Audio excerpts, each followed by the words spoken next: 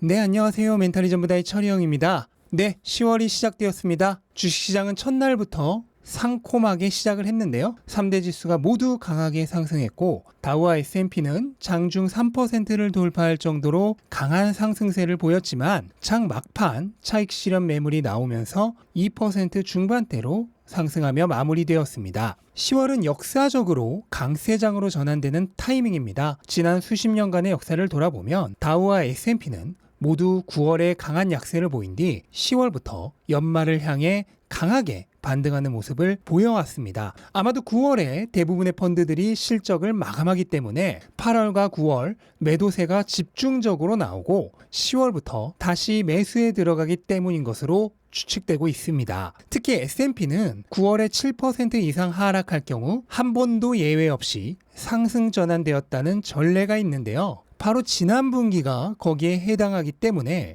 과연 이번에도 이 역사가 되풀이될지 기대가 됩니다. 오늘 이슈는 여러 가지가 있었는데 우선 9월 제조업 지수가 조금 안 좋게 나온 게 시장에 도움이 되었습니다. 제조업 지수가 50.9포인트로 지난 분기 52.8에서 1.9포인트나 떨어졌는데 팬데믹 직후였던 2020년 5월 이후 최저 기록입니다. 이 지수가 50을 하회하면 경기 위축 국면을 나타내는데요. 아마도 다음 달에는 50을 하향 돌파할 것으로 예상되고 있습니다. 이유는 볼 것도 없이 연준의 강력한 긴축 정책의 영향 때문이겠죠? 따라서 지금은 이처럼 경기 둔화를 확연하게 나타내는 신호가 나오는 것이 오히려 시장에 약으로 작용하고 있는 시점입니다. 이러한 영향인지 다음 11월 FOMC에서 자이언트 스텝이 아니라 빅 스텝의 가능성을 중시하는 쪽의 의견이 점점 커지고 있습니다. 조만간 5대5 정도로 팽팽하게 조정되지 않을까 예상되는 수준이고요. 또한 영국이 지난주 발표하며 시장을 충격에 빠뜨렸던 감세한 계획의 철회를 발표한 것도 시장에는 도움이 되었습니다. 이로 인해 파운드화가 상승했고 그 영향으로 달러 인덱스가 눈에 띄게 하락하고 채권 수익률 하락에도 도움이 되었습니다. 달러의 하락과 채권 수익률 하락은 지금과 같은 약세 시장에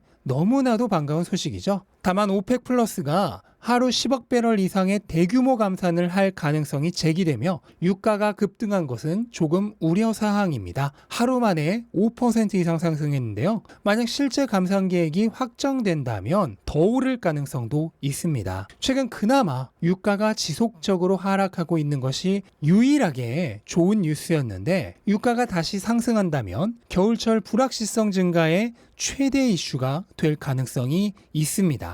네, 오늘은 유가 상승을 제외하고는 전반적으로 좋은 소식만 있었던 시장이었습니다만 아마도 많은 서학개미들에게 충격을 안겨준 하루이기도 했을 것 같습니다. 바로 테슬라의 폭락 소식인데요. 오늘 테슬라는 무려 8.6%나 떨어지는 어마무시한 변동성을 보였습니다. 그나마 오늘 나스닥이 강력한 모습을 보인 하루라 이 정도였지 오늘 시장 분위기가 나쁘기라도 했으면 아마 10% 넘게 하락하지 않았을까 생각됩니다. 오늘 테슬라의 주가가 폭락한 이유는 예상치를 훨씬 밑도는 3분기 인도량 때문입니다. 테슬라는 주말 동안 3분기 인도량을 보고했는데 34만 3,830대로 역대 최고 기록보다 10% 정도 많고 작년에 24만 1,000대 대비 42%나 증가한 수치였습니다. 하지만 그럼에도 불구하고 시장의 예상치에는 훨씬 못 미쳤습니다. 시장 예상치는 36만 2,733대였는데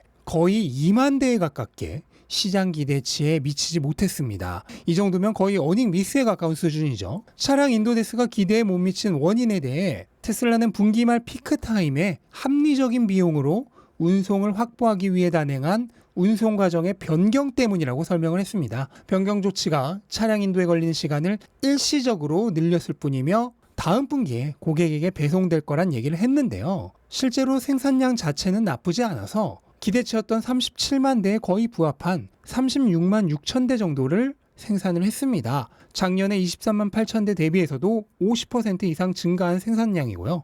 그렇긴 하지만 어쨌든 인도량이 기대보다 훨씬 낮게 나오면서 테슬라의 3분기 실적은 예상치를 하회할 가능성이 매우 커진 상황입니다. 현재 시장의 EPS 예상치는 1달러 5센트인데요. 우선적으로 3분기의 실제 인도량을 반영해서 테슬라의 기존 실적치의 평균에 대입해 계산해 보면 3분기 EPS는 1달러 2센트가 될 것으로 예상이 됩니다. 역시나 시장 기대치인 1달러 5센트에는 못 미치는 모습인데요.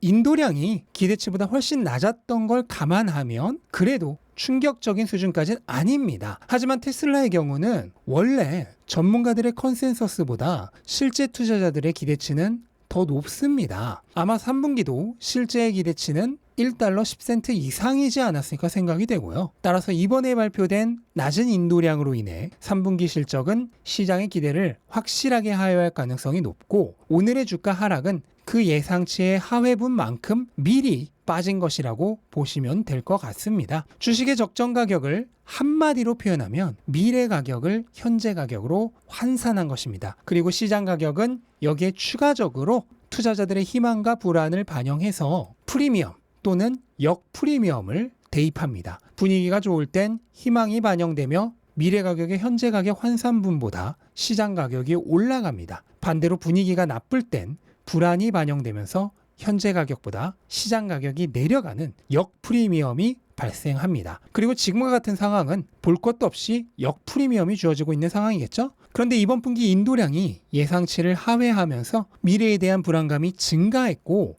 그 증가한 불안감만큼 역프리미엄이 함께 증가하면서 시장 가격이 추가적으로 하락한 것이라고 보시면 될 것 같습니다. 하지만 이번 분기의 낮은 인도량이 테슬라가 주장한 대로 일시적인 운송 프로세스의 변경 때문에 일어난 일이라면 이번 분기 실적 하락으로 인한 주가 하락은 엄청난 기회가 될 수도 있습니다. 왜냐하면 기업의 현금 흐름에 본질적인 문제가 발생한 것이 아니므로 기업의 장기적인 가치에 타격을 주지 않기 때문입니다. 그렇다면 미래 가치는 변하지 않았는데 현재 가격만 하락한 것이므로 안전 마진이 증가하게 됩니다.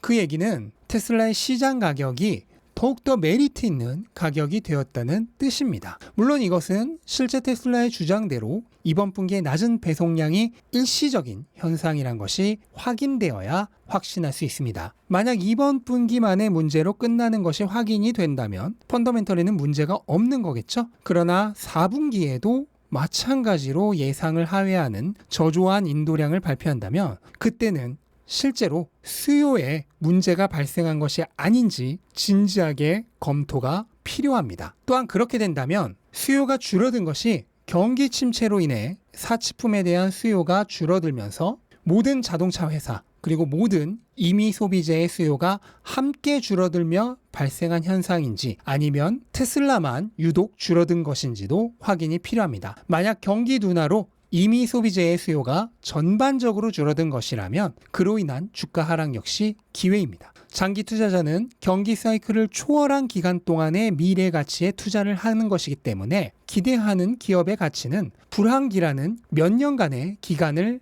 지난 지점에 있습니다. 따라서 추후 다시 호황기가 왔을 때 수요가 회복될 것이므로 장기 투자자의 투자 타임라인 상에서 테슬라의 미래 가치에는 변화가 없기 때문에 안전마진만 증가한 게 됩니다. 하지만 혹시라도 다른 임의 소비재 기업들 대비 테슬라의 경우만 수요가 줄어든 것이라면 이것은 미래 현금 흐름이 약해질 요인이 되기 때문에 중대한 펀더멘털 문제가 될 수 있습니다. 다만 아직은 판단의 근거가 될 만한 자료가 부족한 상황입니다. 일단 3분기 결과만 가지고 평가를 내리기에는 아직은 정보가 부족하기 때문에 섣부른 판단이 될 수 있고요. 조금 더 지켜볼 필요가 있을 것 같습니다. 다만 이러한 낮은 3분기 배송량에도 불구하고 애널리스트들의 평가는 나쁘지 않은 편입니다. 우선 전통적으로 테슬라 베어 세력인 JP모건이 목표 주가를 137달러에서 153달러로 올렸고 모건 스탠리는 383달러를 유지, 글로벌 에쿼티 리서치는 무려 760달러를 유지,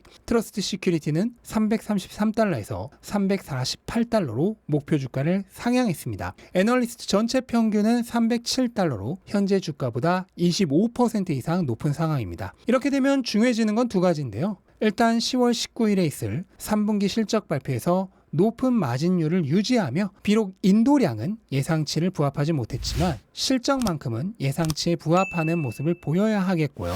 그리고 역시나 가장 중요한 건 4분기에 예상만큼의 인도량을 달성하며 3분기에 낮은 인도량이 일시적인 문제였음을 확인시켜 주는 것입니다. 현재 4분기 예상 인도량은 44만 대 정도인데요. 만약 4분기에 인도량을 달성하면 22년 총 인도량은 대략 135만 대 정도로 전년 대비 45% 증가한 게 됩니다. 테슬라의 공식 가이던스인 50% 성장에는 살짝 못 미쳤지만 아마도 중국의 락다운이 없었으면 무난하게 50% 성장을 달성하지 않았었을까 생각이 됩니다. 내년 예상치는 대략 200에서 210만 대 정도인데요. 그리고 이 정도가 딱 50% 전후로 인도량이 증가한 게 되는 숫자죠. 하지만 언제나 그랬듯 테슬라에 대한 투자자들의 실질적인 기대치는 더 높을 것으로 생각됩니다. 트로이 테슬라이크의 경우 223만 대를 예상 중에 있습니다. 과연 테슬라가 4분기에는 배송량을 회복하면서 투자자들의 우려를 불식시켜 줄 수 있을지 향후 테슬라의 주가에 중요한 분기점이 될 것 같습니다. 주가는 원래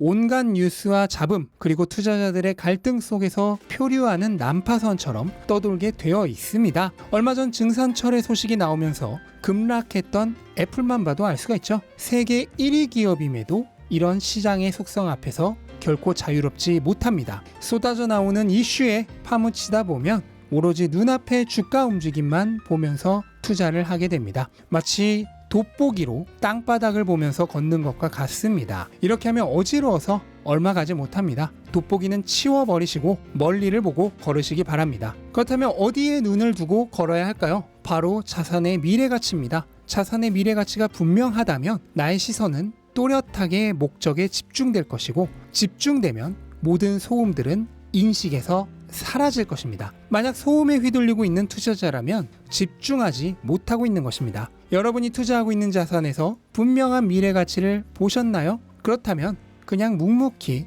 걸어가시면 됩니다. 가다 보면 가격은 알아서 가치로 수렴하게 되어 있습니다. 그렇게 멀리에만 눈을 두고 가다 보면 가끔은 걸려 넘어지기도 하겠지만 괜찮습니다. 원래 투자란 것이 그렇게 가시밭길입니다. 결코 불로소득의 꽃길이 아니죠. 쉽게 포기하지 마십시오. 넘어지면 일어서서 다시 걸어가면 그만입니다. 힘들 땐 주위를 둘러보십시오. 저를 비롯해 많은 동지들이 여러분과 함께 이 길을 걸어가고 있습니다. 네, 이것으로 오늘 영상은 마치도록 하겠습니다. 영상 도움되셨다면 구독과 좋아요 부탁드리고 즐거운 하루 되시기 바랍니다. 감사합니다.